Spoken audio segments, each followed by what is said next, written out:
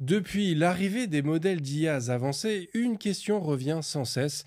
Comment aller plus loin? Comment rendre nos applications plus autonomes, plus spécialisées et surtout plus fiables? C'est là qu'intervient le concept d'IA agentique.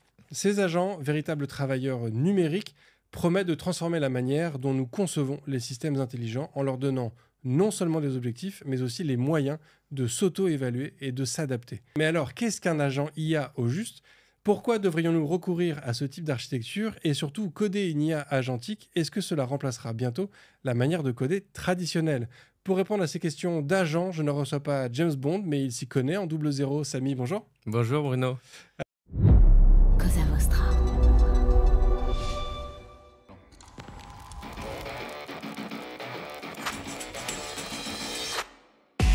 Bonjour, je suis Bruno Soulès, je suis un dev, D-E-V, pour différents, extraordinaires et visionnaires. Bienvenue dans If This Then Dev, le podcast qui veut résoudre le problème avant de passer au dev.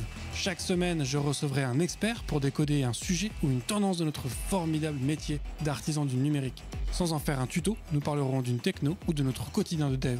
Une discussion sans boucle, sans condition, mais compilée, afin d'en comprendre tous les éléments avant de passer au dev. Ce podcast est une production Cosa Vostra, où nous codons comme nous accompagnons nos clients, en étant différents, extraordinaires et visionnaires. Alors Samy, est-ce que tu pourrais te présenter pour les quelques personnes qui ne te connaîtraient peut-être pas? Oui, bonjour à tous, ravi d'être là et merci pour l'invitation. Samy Lastman, je suis directeur technique chez Smart Tribune et cofondateur. En deux mots, Smart Tribune, on accompagne historiquement les grandes entreprises dans la centralisation de leurs connaissances et la maintenance en conditions opérationnelles de la connaissance pour la diffuser au public, aux conseillers, pour aligner finalement le discours et entre ce qui était dit aux internautes publiquement et aux conseillers, et puis évidemment avec des expériences conversationnelles de plus en plus importantes par la voix, par le texte. Voilà, et on s'appuie notamment évidemment historiquement depuis longtemps sur l'IA et depuis l'avènement d'IA générative, grosse transformation. J'imagine. Est-ce que justement l'IA, ça a été un moyen pour vous d'inclure peut-être plus de sources d'informations? Parce que je ne sais pas ce que vous utilisez comme base d'informations, de connaissances au début, mais est-ce que du coup, grâce à l'IA aujourd'hui, vous êtes capable d'ingérer je sais pas, tous les emails qui transitent sur une entreprise, toutes les conversations Slack, Teams, enfin tu vois, d'engranger comme ça de plus en plus de choses pour enrichir les choses, ou ça c'est encore un peu bancal, on va dire? Non, effectivement, là aujourd'hui, on peut s'appuyer sur l'IA pour faire des choses qu'on n'était pas capable de faire, enfin pas capable, ou alors qui étaient très complexes à faire, notamment, je pense, avec l'arrivée de computer vision et ce genre de modèle. Aujourd'hui, pour donner un exemple, oui, on peut engranger des sources de données externes. Donc historiquement, Smart Tribune avait la vocation d'être le référentiel de la connaissance. Donc on créait de la connaissance structurée qu'on venait diffuser, mais on a aussi conscience que la connaissance, elle existe de manière non structurée ou structurée dans d'autres sources de données. L'idée, c'est comment on capitalise là-dessus. On a bien conscience qu'il faut aller aussi écouter ce qui se passe. Et donc, quand tu le disais, est-ce qu'on est capable d'absorber l'entièreté des emails ou ce genre de choses? Oui, c'est déjà le cas, c'était historiquement le cas, puisque globalement, on devait indexer ces données-là et puis faire de la recherche d'informations. Alors, l'IA, aujourd'hui, a permis d'améliorer la qualité de la recherche d'informations avec les modèles de plus en plus récents, etc. Maintenant, ce qui a beaucoup évolué aussi, c'est la compréhension de formats de contenu qu'on n'était pas capable de faire, notamment, je pense, si on fait simple, du PDF dans lequel il y avait des tables, des tableaux, il y avait des images. Aujourd'hui, on est capable de faire historiquement, on a fait de l'OCR, on comprenait le texte, puis ensuite on a essayé de comprendre les tableaux. Ça peut paraître simple, mais en fait, ça l'est pas du tout. Pour un ordinateur, c'est très compliqué de comprendre des tableaux. Et donc, tant qu'on n'avait pas cette capacité de compréhension, vision, comme l'a un humain, c'était assez difficile à interpréter. Ça a marché, etc. Il y avait des choses qui fonctionnaient. Mais aujourd'hui, c'est vraiment beaucoup, beaucoup plus efficace. Et puis, on est aussi capable de comprendre ce qui se passe en termes d'images, par exemple, dans un document type PDF ou ce genre de choses. Et quand je dis image, je ne sais pas extraire les métadatas des images. C'est vraiment comprendre au sens humain, interpréter l'image, voir ce que c'est. Et puis, du coup, en extraire l'information et le contenu Donc oui, effectivement, avec les nouveaux modèles et ce qui est arrivé récemment, on a des capacités de compréhension de différents formats de contenu. Je passe aux images, mais je parle aux vidéos. On est capable aussi aujourd'hui d'interpréter de la vidéo, chose qu'on n'était pas capable de faire il y a quelques temps. Donc oui, ça a fait des ouvertures assez importantes. Et du coup, ça amène aussi peut-être des complexités parce qu'en fait, ça augmente le nombre de connaissances existantes avec la disparité d'informations, avec le doublonnage, l'antagonisme, l'obsolescence que ça peut amener. Plus on multiplie les sources de connaissances, plus tu ajoutes du bruit, plus on ajoute du bruit, plus elles ne sont pas forcément maintenues en conditions opérationnelles, donc maintenues un jour. Et donc aussi, la promesse, c'est comment on est capable d'absorber les données de différentes sources et d'être capable de monitorer ou de maintenir en conditions opérationnelles la vérité. Donc c'est la connaissance finale qu'on va vouloir ensuite, sur laquelle on va vouloir s'appuyer pour faire d'IA de confiance notamment.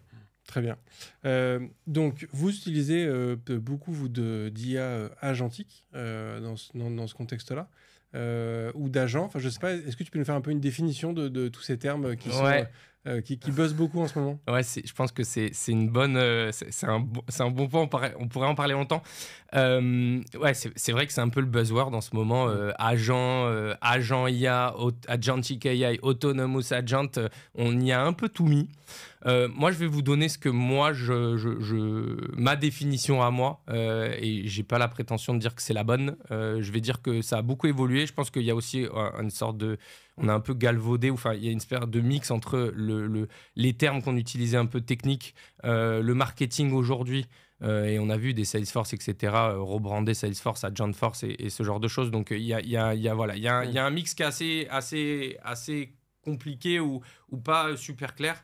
L'idée, c'était un peu de mettre un peu de clair là-dessus.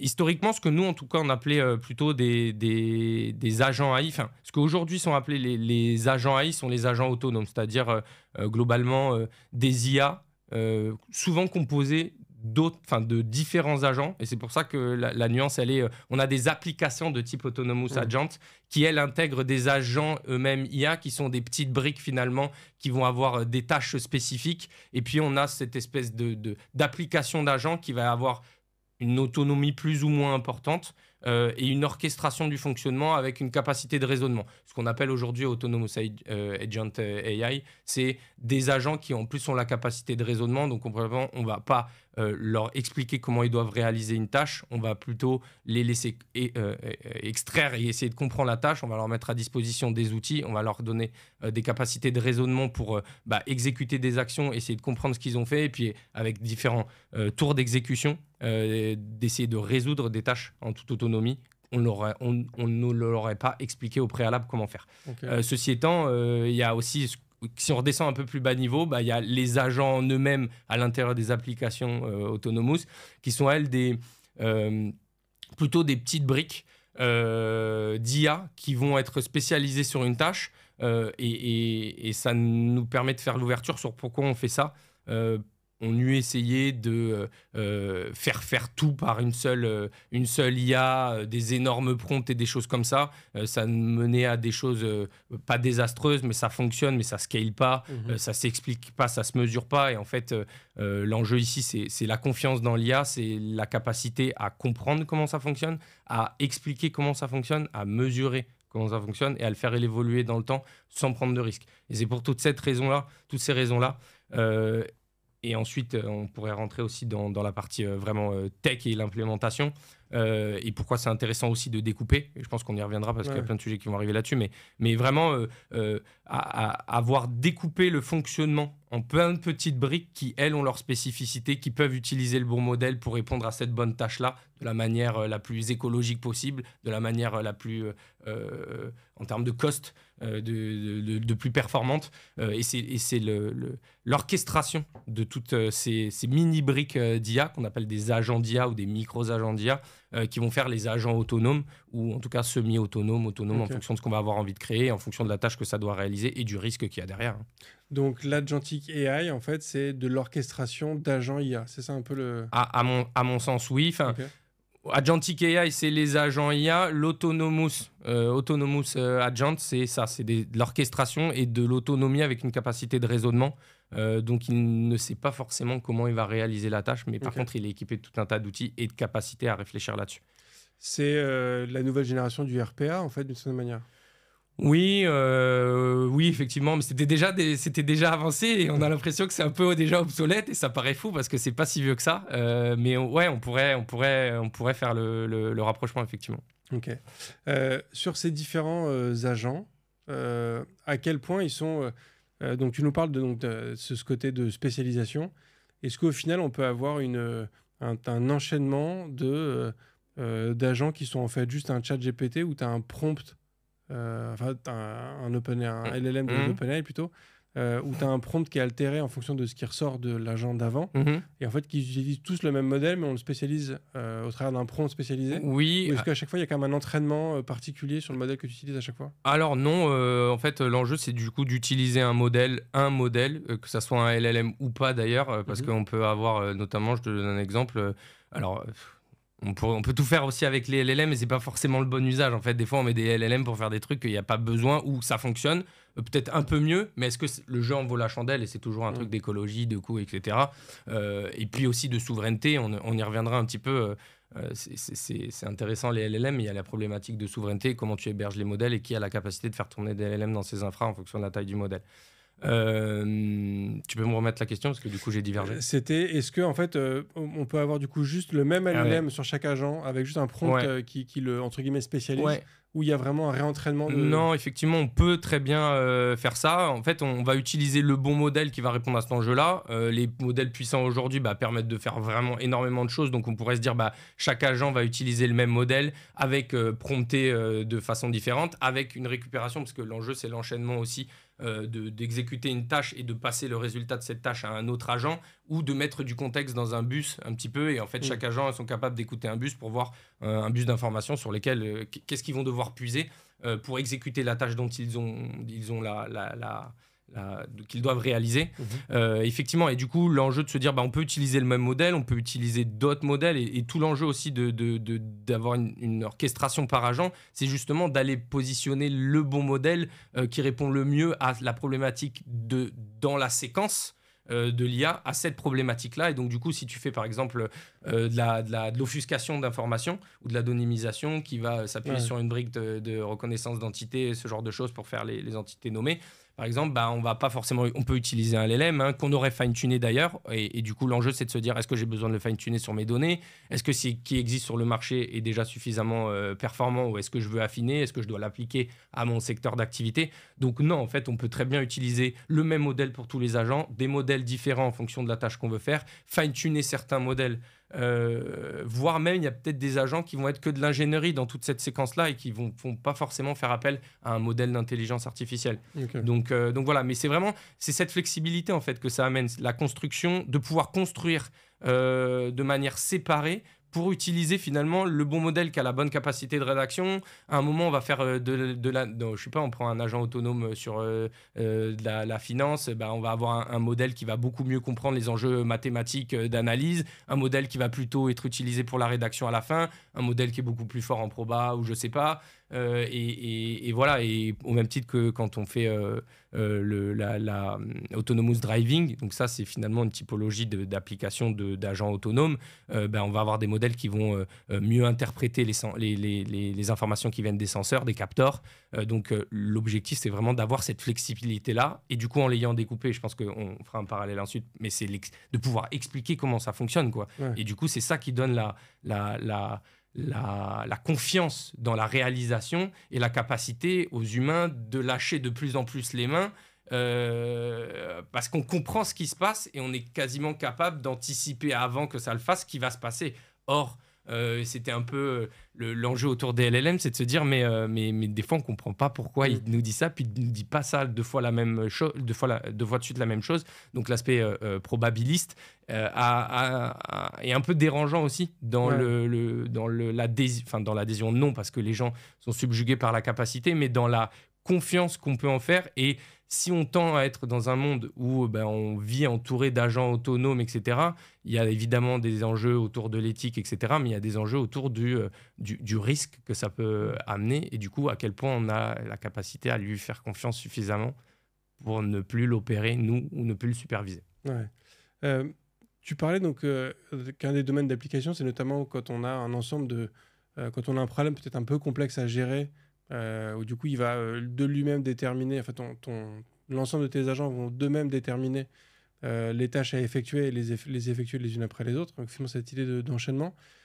Est-ce que ça veut dire que on revient, entre guillemets, à un système où on est obligé, en fait, nous, de concevoir comment un problème va être pris en main pour concevoir ces différents agents qui vont exécuter l'ensemble des tâches, ou est-ce que cette IA agentique a une capacité à d'elle-même, en fait, déterminer quoi utiliser, comment utiliser. Enfin, tu vois, c'est quoi, c'est quoi le degré de préécrit versus le degré de véritable décision? Bah là, on arrive à des choses qui résonnent et donc qui prennent des décisions. Donc, et finalement, effectivement, avant, on avait du scripté, ou en tout cas rule-based, quoi. Donc, on avait défini des règles métiers et puis ça exécutait des règles métiers. Et bon, le bon côté de ça, c'est qu'on sait comment ça va fonctionner, on ne prend pas de risque. Quand c'est bien câblé, bien testé, en fait, voilà. Et puis après, il y a eu effectivement des AI avec des semi-autonomes. On commençait à orchestrer, donc on lui expliquait que pour réaliser un certain nombre de tâches, il pouvait s'appuyer sur voilà comment réaliser les tâches, mais sans qu'on lui explique tout le déroulé. On lui dit c'est plutôt une explication des différentes méthodologies pour le faire et puis de l'outillage.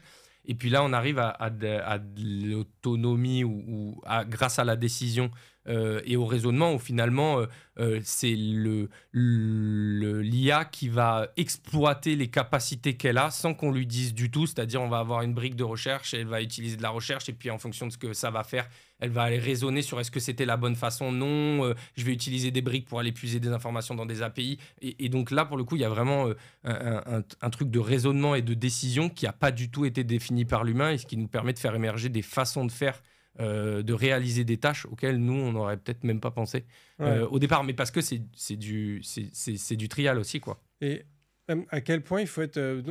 parce qu'on parle de ce côté de spécificité de chaque agent, ce côté de spécialité de chaque agent. À quel point ils sont spécialisés? Est-ce qu'au final, tu te fais un agent qui est capable de comprendre une photo, un agent qui est capable de comprendre un tableau, tu vas pour reprendre l'exemple que tu avais tout à l'heure du PDF, un agent qui est capable de faire de l'OCR, et après, tu as un agent qui, entre guillemets, merge toutes les informations qu'il a pu recevoir? Ou est-ce que vraiment on va se faire un agent capable de piloter un bras robot spécifique, un agent qui sera capable de donner des conseils en sûreté nucléaire, par exemple? Enfin, tu vois, c'est quoi le type de tâche qu'on va affecter à ces fameux agents? En fait, c'est ces agents dont tu parles qui est est-ce que tu es capable de me faire on prend dans je sais pas je prends des exemples assez génériques, mais dans la finance, par exemple, un investisseur autonome, en fait, lui, va être équipé d'un certain nombre d'outils ou d'agents spécialisés d'IA qui, eux, vont avoir des spécifications particulières qui vont mieux répondre à cette sous-tâche-là, et qui va permettre de donner un peu comme des capacités cognitives à un humain. C'est en fait, je vais utiliser ce qui, moi, me permet de mieux répondre, et c'est l'humain va orchestrer un petit peu toutes ces capacités-là. Donc, c'est dans ce mode de fonctionnement-là, si on prend un investisseur autonome, un agent d'investissement, en fait, il va avoir une IA spécialisée qui va, par exemple, être capable d'analyser le marché, donc lire des courbes, identifier des marqueurs sur des courbes, ce genre de choses. Un agent qui va analyser les news, parce qu'on sait que le marché il est très impacté par les news, par les signaux, ce genre de choses. On va avoir... voilà, et en fait, c'est la mise à disposition de plein de capacités qui sont supportées par des outils qui sont powered by IA, qui vont permettre de construire ces agents, ou de permettre aux agents d'avoir de plus en plus d'autonomie et d'imaginer de nouvelles façons de réaliser des tâches. Okay. Donc en fait, on peut faire un peu de tout, ouais. Mais il y a quand même la nécessité de le concevoir en avance de phase. C'est-à-dire que tu peux pas avoir un agent, c'est pas t'as pas une IA orchestratrice qui fait appel à plein d'IA différentes et qui choisit d'elle-même la tâche qui sera affectée enfin, tu vois, de manière... on n'a pas un LLM qui va piloter plusieurs LLM qui sont tous au même niveau, qui ont tous la même capacité. Si, il y a deux types un peu dans les agents autonomes. Il y a celui où il y a, en fait, finalement, là où il y a un agent orchestrateur qui va justement connaître la capacité des autres agents et puis donner des directives, récupérer des informations, analyser, raisonner, faire appel à un autre agent, etc. Donc, qui en fait orchestre, finalement, pilote tout un tas d'autres agents. Et puis, on a une autre architecture, finalement, d'agents autonomes où tous les agents communiquent ensemble et essayent de déterminer la meilleure façon d'orchestrer une tâche. Donc, c'est en fonction de l'usage. Et c'est assez récent. Il y a aussi des explorations. Je sais pas quelle est la bonne façon de faire. Et je pense que en fonction même de la tâche qu'on veut effectuer, du risque qu'on est capable d'accepter, ça dépend de énormément de critères, énormément de contraintes qui sont propres à chacune des organisations. Si on prenait que le prisme technologique, il y a des choses qui sont faisables. Et puis ensuite, quand on amène les contraintes des entreprises pour avoir des business cases réels, du coup, on y ajoute des choses qui voilà, dans le fonctionnement, on y ajoute des contraintes. Donc oui, la réponse, effectivement, il y a ces deux types d'organisation, d'orchestration, d'architecture, de fonctionnement d'agents IA autonomes qui fonctionnent avec du coup ces petits agents IA qui sont des agents spécialisés, qui ont des capacités qui sont définies. Et quand tu dis, est-ce qu'il y a un agent orchestrateur ? Oui, parce que l'agent orchestrateur, qu'est-ce qu'il fait ? Il connaît les capacités, il est capable de comprendre la capacité, enfin la description de la capacité de chacun des agents et du coup ensuite de raisonner et de faire un choix en se posant la question de dire est-ce que c'est celui-ci que je dois utiliser plutôt que celui-là, en ayant obtenu le résultat de l'agent, d'analyser du coup est-ce que ça lui a permis d'avancer dans l'objectif final de sa tâche-là, de se dire est-ce qu'il y a un autre agent qui pourrait compléter ou venir faire mieux ou faire différemment. Et c'est dans ça où c'est la capacité de raisonnement qui est intéressante. C'est pas, OK, je prends un agent d'orchestration qui va, et ça existe, il va faire cet agent première étape, cet agent deuxième étape, cet agent troisième étape. Ça existe et ça fonctionne aussi très bien. Ouais. C'est la bonne façon de faire des workflows, des séquences d'AI. Mais il y a aussi celui qui va juste avoir des capacités à disposition et qui va réfléchir et qui va voir la sortie de ça et qui va reanalyser pour savoir si c'était la meilleure et si ça peut être complété par quelque chose d'autre. Ok. Et est-ce qu'on n'arrive pas finalement à du méta-réseau de neurones ? Parce que beaucoup d'IA aujourd'hui sont basés sur des réseaux de neurones qui ont une interconnexion d'un ensemble de transformers qui prennent chacun la place d'un neurone. Là, ce que tu nous décris, en fait, c'est un ensemble du coup d'IA qui sont elles-mêmes interconnectées les unes entre elles. Est-ce qu'on va arriver, pareil, à des IA agentiques avec, je sais pas, de 10 millions d'agents qui sont interconnectés de différentes façons et en fait avoir un méta-réseau de neurones ? C'est une bonne question. C'est une excellente question. Je ne sais pas où est-ce que ça va nous mener tout ça. Je pense que ça me semble être la suite logique. Après, la question qui va se poser, je pense, c'est la partie cloisonnement. Est-ce qu'on arrivera est-ce qu'on fera communiquer plein d'agents autonomes ensemble ou est-ce qu'on aura un gros agent autonome qui sera capable de faire des millions de tâches ? Je ne saurais pas répondre à ça. L'avenir nous le dira. Mais en tout cas, il y a plein d'explorations à mener là-dessus. Ouais. Parce que si on fait le parallèle avec le marché des processeurs, pendant un moment, on a empilé les transistors dans un CPU. On est arrivé à un moment de limite physique de ce que le CPU pouvait encaisser. Là, maintenant, on empile les cœurs. Et maintenant, on voit des processeurs à je ne sais combien de centaines de cœurs. Tu vois, c'est aussi un peu la même mécanique d'une certaine façon. Oui, mais je saurais pas. Franchement, je saurais pas bien répondre à cette question. Ouais, ça me laisse un peu. J'aurais pas de réponse à apporter à ça. Ok, très bien. C'est quoi le gros challenge du coup sur ces IA ? Tu nous as parlé tout à l'heure de la confiance. Ouais.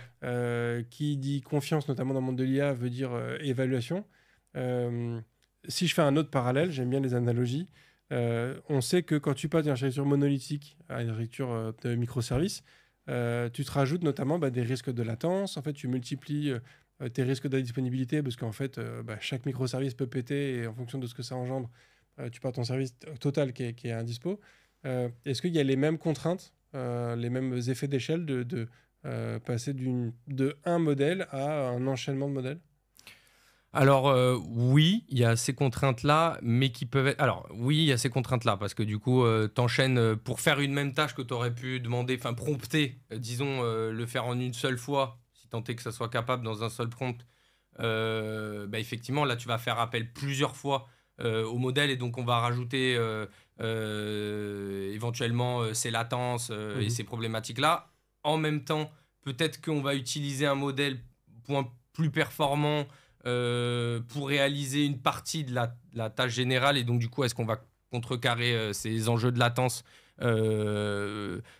mais en tout cas oui, effectivement ça introduit ces problématiques là comme on l'a eu dans le microservice, le tracing aussi de l'input-output en fonction des agents, du maintien du contexte aussi, notamment parce qu'il y a des informations qui doivent perdurer dans le temps, dans la mémoire, et qui doivent être accessibles à chacun des agents en fonction de son usage, du risque que ça peut mener, d'avoir cette information aussi en termes de data protection dans cet agent-là, parce qu'il a accès à Internet, pas Internet, ce genre de choses. Donc oui, mais en même temps, c'est la façon aussi d'arriver à, on en parlait beaucoup, d'expliquer et de mesurer. Globalement, comment on est en capacité de mesurer la capacité d'une IA à faire une tâche, c'est mesurer tout un tas de métriques de suivi, mais c'est aussi comment on est capable de mesurer dans le temps quand on le fait évoluer. Et je pense notamment à se dire, OK, il y a des modèles qui évoluent constamment, donc on voit tous les jours, ça sort, que ça soit d'un même provider, d'IA, enfin d'un même lab, constamment on a des nouveaux modèles, puis on a les gros modèles et on a les modèles spécialisés, et donc du coup on va créer des agents qui seront connectés à un certain nombre de modèles comme tu le disais, donc on va choisir le bon modèle, mais ce modèle en fait il devient obsolète à un moment, ou alors parce que le lab en sort un nouveau, ou un autre lab en sort un nouveau, ou c'est une nouvelle génération de ce même typologie de modèle, GPT-3, GPT-4, etc.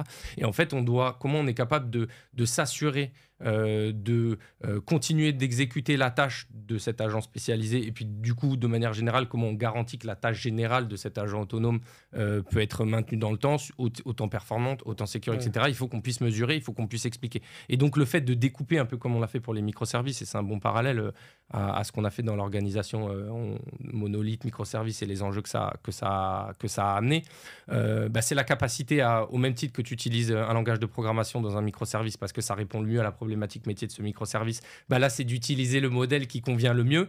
C'est la capacité à auditer le microservice, à comprendre comment il est fait, à le remplacer aussi plus facilement, à mesurer sa performance, et à mesurer sa performance dans le temps, et à le faire évoluer. Donc on va continuer de faire évoluer, que ça soit en termes de modèle, et on veut garantir que son fonctionnement il est pérenne.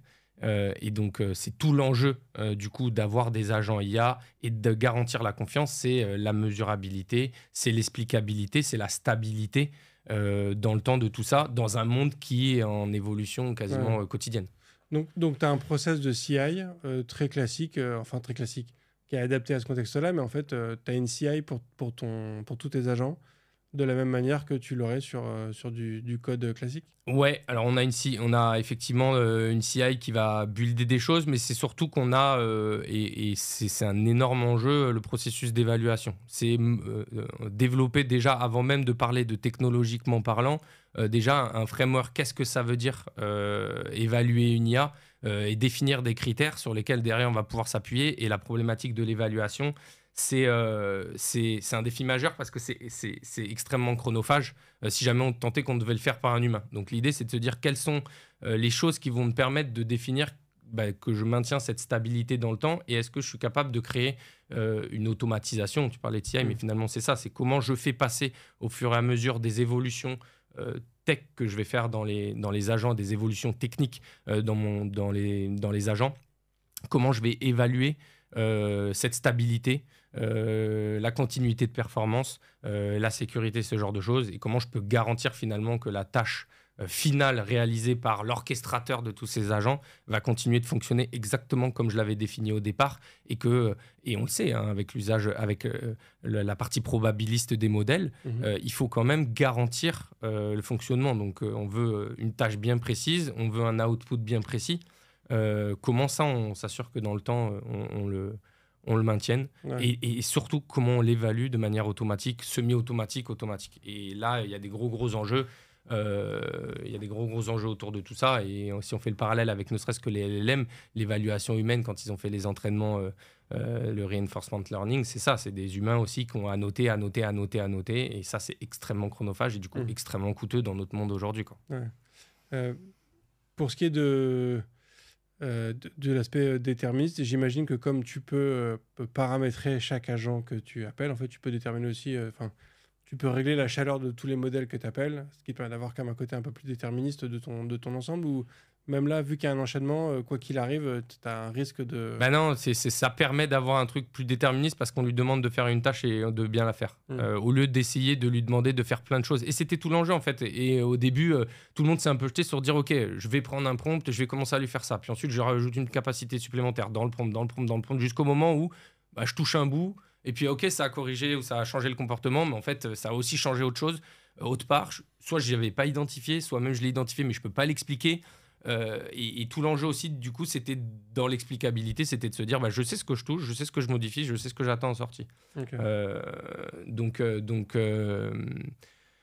ouais, cet aspect-là, il est fondamental, quoi.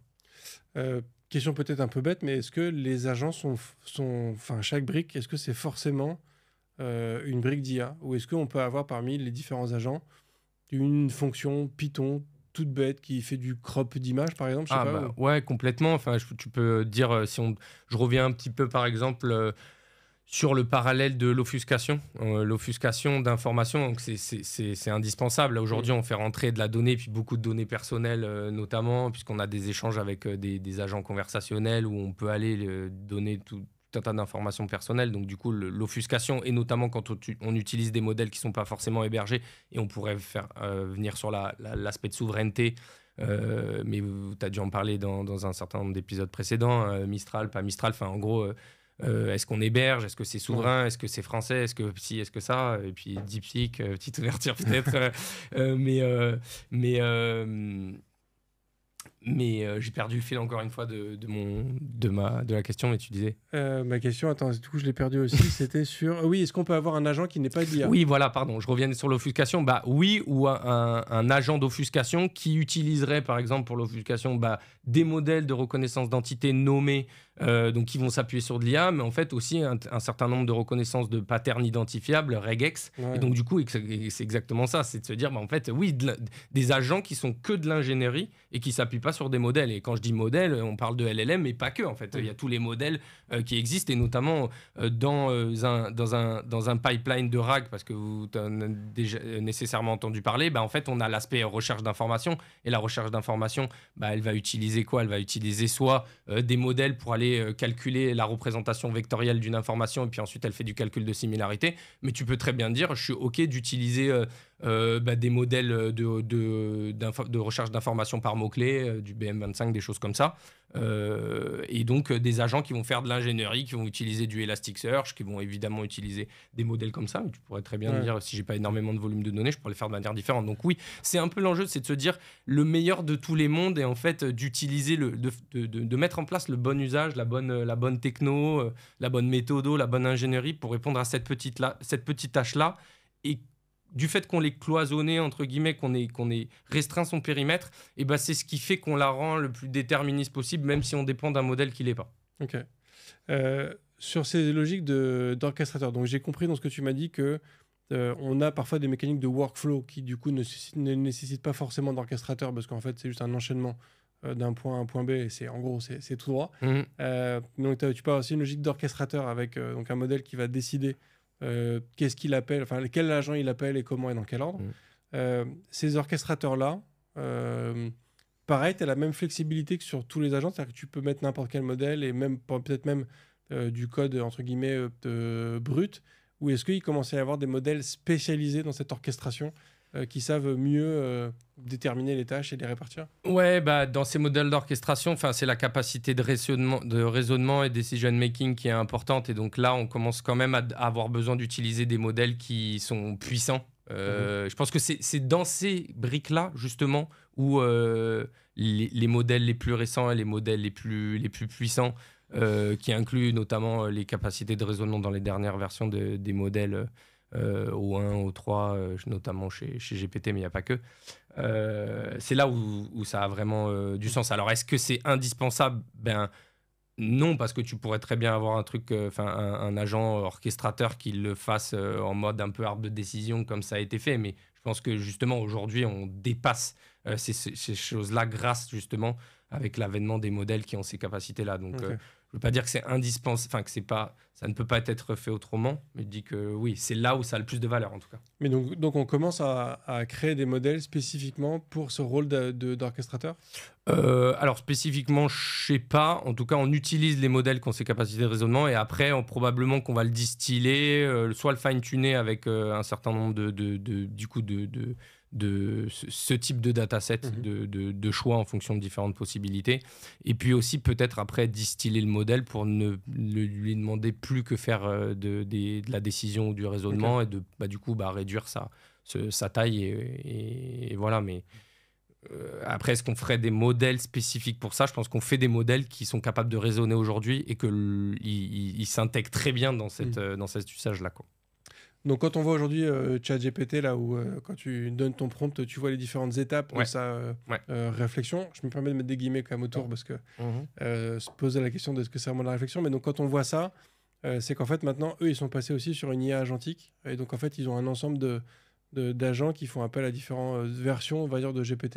Alors, je veux pas dire de bêtises, mais non, c'est le modèle lui-même qui est entraîné pour en fait se donner le temps. Quand ils se disent en fait, ils se donnent le temps de la réflexion parce qu'on sait aussi, je pense qu'ils se sont rendus compte que il dit au mode en fait interne dans tu le vois pas, c'est under the hood, mais en fait le modèle il va faire de l'output, reprendre son output en input et en fait se prompter lui-même d'analyser la sortie de son précédent, de voir s'il pourrait faire mieux, etc. Et c'est dans cette démarche où en fait il fait du tour lui-même sur sa première proposition au lieu de te dire je te shoot une demande. Donc un prompt, mais bon, une demande, exécute-moi une tâche, etc. et qui te la donne, là en fait il va prendre le temps de récupérer sa sortie, il va se demander à lui-même d'analyser est-ce que c'est la meilleure façon de challenger cette solution-là, de faire ses itérations sans que toi tu aies à lui demander, parce que à mon sens, encore une fois, je ne suis pas rentré ultra dans le détail, peut-être que je dis des bêtises, mais on s'est rendu compte que quand on utilisait GPT au début et qu'il nous sortait quelque chose et qu'on lui demandait, en fait, ce qu'on faisait, c'est qu'on lui dit ok, mais maintenant, essaye de re-challenger cette idée, ou alors on lui dit propose-moi 12 façons ou 10 façons de faire ce truc-là, puis ensuite, shuffle entre ces 10-là, ok, compare la première et la dernière, et puis ensuite, réduis les possibilités jusqu'à choisir la meilleure option à ton sens. C'est qu'en fait, on lui instruisait d'avoir cette démarche de réflexion. Et maintenant, elle est intégrée dans le modèle, quoi. Okay. Oui, c'était effectivement un des points, c'est qu'avec ces systèmes d'agents, tu peux effectivement te faire toute une mécanique de boucle pour revalider l'output final, effectivement. Mais est-ce que ça... Attends, j'essaie de formuler ma question en même temps parce que c'est on revient un peu à cette logique de méta-réseau de neurones. C'est qu'en fait, là où avant, tu essayais au niveau de ton entraînement, d'améliorer l'ensemble de tes poids, de tous les liens entre les différents neurones pour que tu aies un output de meilleure qualité, maintenant, tu réutilises le modèle en permanence pour que lui-même s'améliore aussi. Et on l'utilise aussi en tant que juge. Excuse-moi, je t'ai coupé, mais il y a ça, c'est qu'on fait des agents juges qui vont aller juger de la qualité de la réponse. Donc, si tu prends une séquence en disant, on fait le cas simple où je fais pas, je laisse pas l'orchestrateur décider, mais je dis, ok, j'ai décidé de réaliser cette tâche de cette façon-là, donc je prends des données, puis je les offusque, puis une fois que je les offusque, j'extrais des intentions. Tu vois, on pourrait dire, allez, on fait un exemple qui est un peu dans notre cœur de métier, c'est de te dire, je veux faire un agent qui est capable de répondre à des mails automatiquement. En fait, mettre tout un tas d'outils, mais là, si on devait faire une chaîne relativement linéaire d'orchestration, on dirait, en fait, il faut que je prenne le contenu, il faut que, du coup, je l'interprète. Ensuite, il faut que au préalable, avant d'utiliser une IA, il faut que j'offusque ces données-là, les données personnelles. Ensuite, que je demande à une IA de m'extraire les intentions. Ensuite, que je processe chacune des intentions du mail. Il peut y en avoir une, mais il peut y en avoir plusieurs. Du coup, ensuite, je vais faire une recherche d'informations dans la connaissance que j'ai à disposition. Et après, on pourrait arriver sur la connaissance pour essayer de trouver l'information, faire la recherche d'information et trouver l'information la plus pertinente corrélée à cette problématique ou cette intention-là. Que je le fasse X fois, parce que je peux peut-être en avoir plusieurs, et puis ensuite que je te compile une réponse, et cette réponse, je veux la compiler au ton et à la ligne éditoriale de la marque. Donc, je vais appliquer des spécificités de vocabulaire, de ton, de choses comme ça, etc.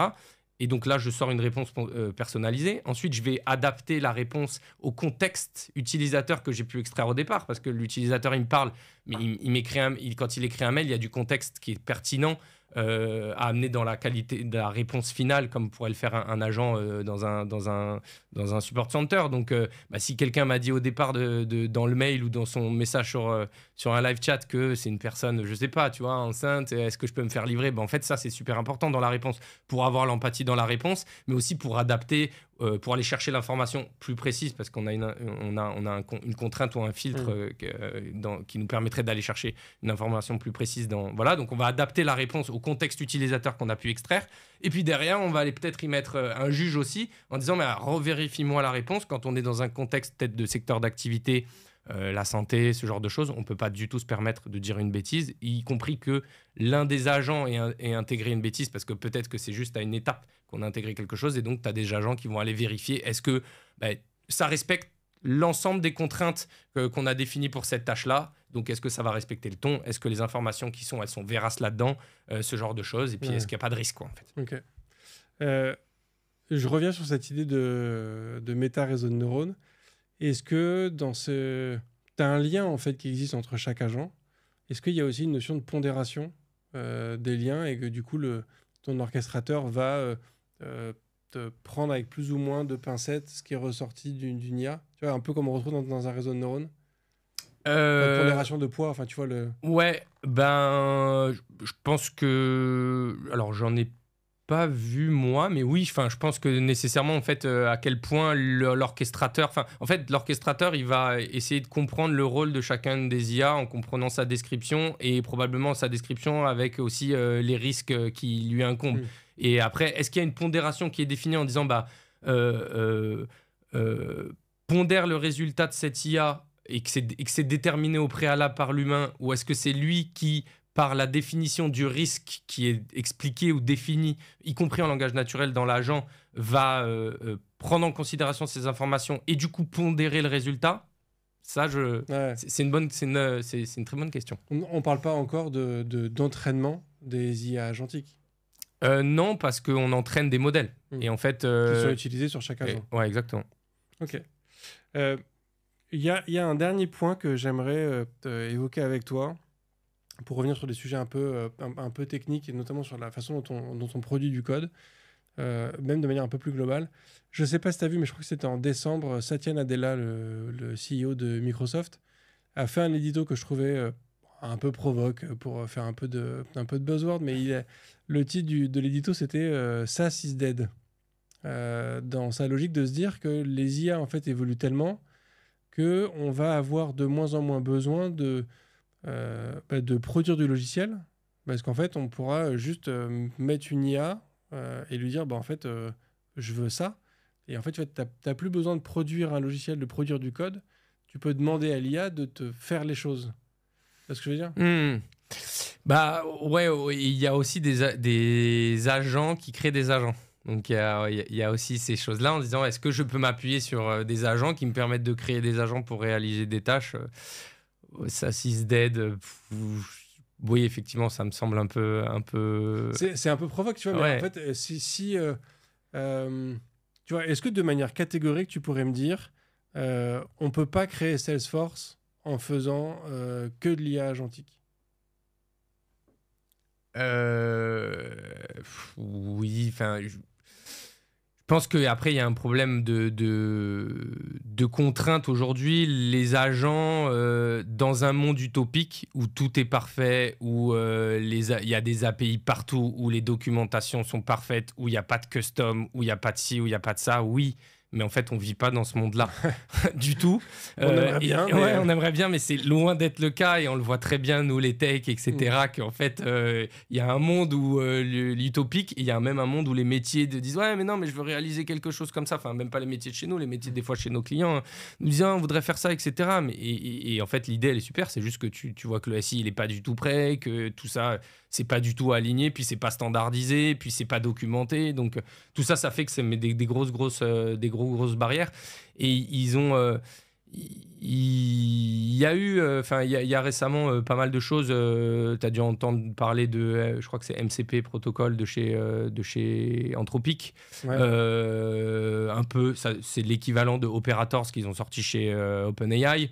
Mais globalement, ce sont des agents qui ont aussi la capacité de comprendre ce qui se passe sur l'ordinateur, tu vois, d'analyser aussi, puis de faire des actions. Donc tu peux dire, en fait, je pourrais très bien effectivement créer des agents. Après, je reviendrai à la question initiale de dire est-ce que ça va faire, on n'aura plus besoin de développer des logiciels, que ça soit ça ou pas. Mais en fait, on se rend compte que si tu crées des agents qui vont effectuer des tâches à partir de l'humain, il faudrait que ça soit dans un monde parfait où finalement les UI sont toujours standardisées, faites de la même façon, où il n'y a pas de custom, où il n'y a pas trop d'interprétation à avoir. Et on se rend compte que ça, c'est pas la réalité. Il y a l'historique, le background, la dette technique des entreprises qui font que ça complexifie sensiblement les choses. De là à se dire qu'on va arriver à avoir un monde tout automatisé où tout fonctionnera comme ça de manière très fluide. À mon sens, on en est encore très loin, quoi. Mais ça répond à des usages réels aujourd'hui. Ça amène de la valeur, de là à miroiter qu'on va perdre tous les jobs, qu'on va plus avoir besoin de développer des choses. Je dis pas qu'on va perdre tous les jobs. Je pense qu'il y a des jobs qui vont drastiquement changer dans la manière de faire les choses. En fait, moi, ce qui me fait penser à cette modification de la manière dont on va créer des applicatifs, je ne sais pas si tu as vu, je crois que c'était en 2024, peut-être en 2023, mais je crois que c'était en 2024. Il y a quelqu'un qui a réussi à recréer Doom avec un LLM. Mais sans créer la moindre ligne de code, en fait, il demande au LLM de générer le frame d'après d'un jeu en fonction du déplacement qui a été fait ou de l'action qui a été menée au clavier sur le joueur. Et donc, en fait, alors c'est à 7 frames par seconde, moi, quand j'avais vu le test, donc on est très loin d'un jeu vidéo normal. Mais tu vois, c'est fou de te dire que tu as un jeu qui est... relativement bien utilisable, où en fait, il n'y a pas de map qui a été créée, il n'y a aucun personnage qui a été dessiné avant, tu vois, c'est entièrement juste la génération de l'image d'après. Donc, tu n'as pas de moteur de jeu qui a été créé, il n'y a pas de moteur 3D, il n'y a aucune ligne de code qui a été créée, c'est uniquement le LLM qui te ressort le frame d'après. On pourrait imaginer, tu vois, un Salesforce où ta requête HTTP, en fait, elle arrive sur ton orchestrateur. Il a accès à, je sais pas, toutes les factures qui sont dans une base de données, tous les clients qui sont dans une base de données, et on lui demande de faire un output en HTML, et ça t'affiche du coup au client en fait sa vue, et du coup le client est capable aussi de dire moi je veux plutôt plutôt des tableaux en bleu, l'autre qui va dire moi je veux plutôt des tableaux en jaune, enfin tu vois, et chacun peut du coup aussi avoir son Salesforce ultra custom à soi, quoi. Oui, non, ça c'est sûr que je pense que pour adapter on est aussi en train de parler d'UI en fait, tu vois, quand on dit en fait est-ce qu'on va plus du tout faire de logiciel, en fait est-ce qu'on fera plus du tout de logiciel, est-ce qu'on fera plus que des API, et donc ça veut dire que est-ce qu'on fera plus d'UI parce qu'en fait ça sera, il va falloir quand même que les systèmes ils communiquent entre eux, va falloir exposer de la donnée, il va falloir exposer de l'information, il va falloir faire tout ça, et ça pour le coup pour faire interagir les systèmes ensemble, à mon sens, ça va rester indispensable. Après, dans l'expérience, est-ce que les agents vont nous permettre de créer nos expériences utilisateurs et telles qu'on l'imagine nous pour répondre à ce besoin-là? Ça, à mon sens, ça a de la valeur, ça a du sens. Est-ce qu'on arrivera à que ça me semble très très prématuré. Il y a plein d'expérimentations qui sont super pertinentes et qui nous ouvrent plein de perspectives. Maintenant, dans le monde réel, à l'échelle des grosses entreprises, des contraintes et puis des coûts, parce que en fait c'est toujours pareil.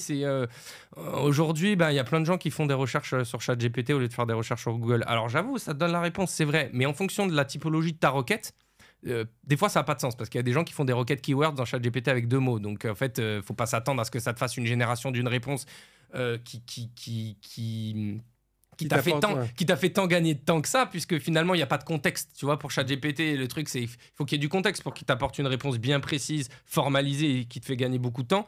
Et les gens ont tendance à utiliser, pas toujours à bon escient, l'IA, pas que la réponse soit pas bonne, c'est juste qu'en termes de coût, là, quand ils le payent pas, c'est parce que c'est gratuit, mais il y a quelqu'un qui paye. Et puis, si personne paye tout ça, on le paye écologiquement parlant. Et je refais un peu la tendance, juste pour se dire que ouais, c'est des fondamentaux sur lesquels on essaye de travailler. On en parle au niveau des entreprises, on en parle au niveau de l'État, on en parle. C'est le monde tourne autour de ces enjeux-là, en se disant comment on va pouvoir continuer à vivre de manière décente sur cette planète-là si on la respecte pas un peu plus.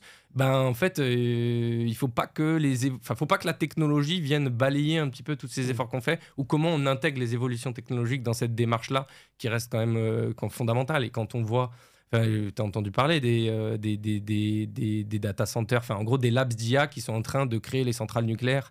Il n'y a pas de sujet sur la partie nucléaire parce qu'il faut créer de l'énergie et tout. Mais c'est une illustration de la quantité d'énergie nécessaire qui fait que ces gens-là en viennent à construire une centrale électrique pour leurs besoins propres de data center. Exactement. Centrale nucléaire pour faire tourner des modèles. Si on dépasse...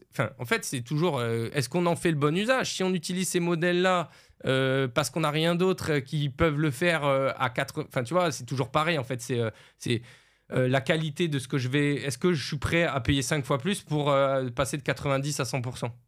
Ça, je n'ai pas, moi, forcément... En sachant que pour moi, le gain, c'est plus passer de 90 à 90,2. Oui, ouais, exactement. Mais je veux dire, voilà, la question, elle est là, elle est de le faire de manière raisonnée, je pense. Et des fois, voilà, l'excitation technologique et la disruption de ces trucs-là fait que les gens s'enflamment et tout. Et puis, à un moment, il faut aussi qu'on remette un petit peu les pieds sur terre. D'ailleurs, tu as droppé le nom de DeepSeek tout à l'heure. Alors, peut-être que mes infos ne sont pas toutes justes parce que c'est encore tout frais. C'est sorti la semaine dernière. Il y a beaucoup de oui-dire là. Il y a beaucoup de buzz. Mais moi, de ce que j'ai vu quand même sur DeepSeek, on parle quand même d'un modèle qui consomme très très peu à l'usage, qui est entièrement open source, qui a coûté 5 millions de dollars à entraîner parce qu'ils l'ont entraîné sur un data center somme toute classique sans avoir accès aux nouvelles puces H100 de NVIDIA. Donc, tu vois, il y a quand même ça, c'est aussi la beauté, je trouve, de la recherche et de nos métiers, c'est que il y a toujours des gens qui vont chercher à faire mieux sur plein de critères différents. Et on voit en fait qu'on commence à avoir des modèles apparaître qui sont de plus en plus frugaux, comme on dit, et qui consomment de moins en moins d'énergie. C'est vrai. Alors, je vais pas te dire que je sais tout ça, parce que comme toi, j'essaye de décrypter un petit peu ce qui se dit, ce qui se dit pas et tout, donc j'aurais pas la prétention de dire que voilà, j'ai lu pas mal de choses. Moi, mon point de vue sur DeepSeek, c'est que leur démarche open source, etc., c'est une vraie démarche open source, c'est ça, franchement, il faut leur dire bravo. La version de chat quand même en ligne qu'on utilise là publique, les données elles sont utilisées pour entraîner, donc je fais petit aparté, les gens il faut quand même qu'ils en aient conscience, lisez les conditions générales d'utilisation, mais là en l'occurrence ils utilisent les datas pour le training, donc voilà. Après bon, les biais sur les modèles, il y a des biais, de toute façon, les modèles, en fait, il y a des biais de culture qui sont liés à la data avec lesquelles on a entraîné les modèles. Et donc, culturellement parlant, au-delà des contraintes qu'ils peuvent ajouter dans le modèle pour répondre ou pas sur un certain nombre de sujets, il y a de toute façon des biais qui sont liés à la donnée d'entraînement. Et donc, du coup, il va se comporter de la façon dont les data l'ont, d'une certaine façon, appris après à se comporter. Et ce qui intègre les biais, c'est vraiment, je ne veux pas dire de bêtises, mais je crois que c'est 0,02% de la data tu vois, c'est pas énorme, le volume de données biaisées qui crée du biais en fait dans le fonctionnement du modèle. Donc voilà. Après, moi, ce que j'ai lu, mais je ne veux pas dire encore une fois de bêtises, c'est que c'est un gros modèle en fait. DeepSeek, c'est 671 ou 75 milliards de paramètres, donc c'est un gros modèle. C'est juste que du coup, quand il run, il active qu'une partie. Et c'est dans ces évolutions-là qu'ils ont fait que c'est performant et que c'est différent du fonctionnement des autres, c'est que ça active qu'une trentaine ou quarantaine de millions de paramètres en fonction de la tâche. Donc du coup, ça va pas quand le modèle tourne. Et pour l'entraîner, je veux pas dire de bêtises, mais l'entraînement, a priori, il n'aurait pas coûté ce prix-là, ou en tout cas, c'est l'entraînement sans le reinforcement learning, etc. Et donc ça rajoute des coûts assez conséquents. Semble-t-il que moi, j'ai lu qu'il possède quand même pas mal de GPU, genre 50 000 cartes, quand même. et que pour entraîner le modèle au départ, ils ont quand même utilisé des A100 et des choses comme ça. Okay. Donc voilà. Après, encore une fois, voilà, je veux pas dire de bêtises non plus et je mets vraiment des pincettes sur ça. Mais par contre, ils ont une vraie démarche open source. Et ça, c'est quand même assez différent. Et en fait, c'est un open AI. Ouais, voilà, okay. qui est devenu le closed AI for Army, for tout ce que tu veux. Et ça fait un peu peur. Enfin, quand on lit un peu le truc d'OpenAI, c'est parti d'idéaux qui sont très valorisables. Puis après, on peut se poser la question de est-ce qu'ils deviennent trop mercantiles ou est-ce qu'ils se rendent... Enfin, je sais pas. Mais est-ce qu'ils se rendent compte quand ils pensaient qu'il fallait 15 milliards pour faire l'AGI, ils se rendent compte qu'en fait, ils étaient très, très, très, très loin du compte et qu'en fait, il leur faut beaucoup plus et que s'ils veulent être toujours les premiers pour les bonnes raisons, et je dis pas que c'est pour les bonnes raisons, l'atteindre parce qu'on sait les risques qu'il peut y avoir avec l'intelligence artificielle générale. Et donc, pour continuer d'espérer d'être les premiers et de ne pas avoir le risque que ça soit d'autres mal intentionnés qui le découvrent, il faut beaucoup plus d'argent et qui se sont dit qu'en fait, de manière open source, c'est totalement irréel de l'atteindre ou en tout cas pas d'être les premiers. Voilà, je sais pas. Ouais. Après, l'autre chose, c'est que moi, DeepSeek, c'est brillant ce qu'ils font. Et après, ils ont des mecs, ils ont des pointures, ils ont des médailles Field et tout. Donc à mon sens, ils sont pas, c'est pas une petite équipe dans un petit coin de truc, bien qu'on veuille bien ce qu'on veut en dire. Donc, mais bon, chapeau à eux. Après, ils arrivent un peu après quand même les autres. C'est toujours plus facile, à mon sens aussi, de se dire... Enfin voilà, je pense qu'il ne faut pas cracher sur ceux qui étaient en avance de phase. Un peu au même titre que... tu as entendu parler de Lucie, là. Ils ont lancé le ChatGPT français il y a quelques jours. Okay. Il y a quelques jours, je dis... Ouais, voilà, il y a peu de temps, ça a fait bad buzz un peu parce que c'était pas super quali. Voilà. En même temps, en fait, les gens, ils... Voilà, il y a beaucoup de haters. Dès qu'il y a un truc qui marche pas, on est là en train de cracher dessus. Mais bon, en fait, on n'est pas tous à la même phase d'avancement. Et puis, effectivement, DeepSeek... Est-ce que DeepSeek aurait pu faire ce qu'ils font aujourd'hui s'ils étaient aux prémices de quand OpenAI... Et franchement, je dis pas qu'OpenAI, c'est la meilleure des boîtes. Au contraire, je suis pas très aligné avec la façon dont ça évolue. Voilà. Après, est-ce que c'est le choix qu'ils ont besoin de faire pour continuer d'atteindre leur objectif qui serait louable, je sais pas tout ça, ou est-ce que ça n'est plus que de l'argent, probablement, mais bon, voilà. Donc sur DeepSeek, en tout cas, ce qui est bien, je pense, c'est qu'on continue de voir qu'il y a quand même des acteurs qui restent, ou qu'on continue d'avoir une volonté open source, et que du coup, ça permet à la communauté d'avancer super vite et de challenger les gros labs aussi, là, ceux qui ont énormément d'argent, ils sont challengés par ça, et je pense que ça, c'est aussi très bien, quoi. Comme sur beaucoup d'épisodes, on parle d'IA divers et variés. Je me dois effectivement de préciser aux auditeurs parce que je ne sais pas quand est-ce que cet épisode sera diffusé. On enregistre cet épisode fin janvier. C'est pour ça qu'on est au tout début de la hype de DeepSeek et que peut-être qu'on va apprendre des choses entre le moment où on a enregistré et le moment où ça sera diffusé. Donc voilà, prenez tout ce qu'on a dit très actuel avec des pincettes parce que d'ici à la diffusion, ce sera peut-être... ça aura peut-être beaucoup changé. On a peut-être dit beaucoup de bêtises. Voilà. Écoute, c'était top. Merci beaucoup, Samy, pour cette discussion. Avec grand plaisir. J'aurais 2 dernières questions pour toi, qui sont les questions rituelles du podcast. La première, c'est est-ce qu'il y a un contenu ou une ressource que tu souhaiterais partager avec l'ensemble des auditoristes ? Ouais, tu me prends un peu tout court. Oui, c'est vrai que j'ai pas pensé à te le dire au début de l'épisode. Ça peut être ce que tu veux, ça peut être un truc tech, non tech, ça peut être un film, une série, un article, un livre, un CD, un jeu vidéo, enfin un CD, une musique, un jeu vidéo, ça peut être vraiment ce que tu veux. Un truc que tu veux partager avec tout le monde.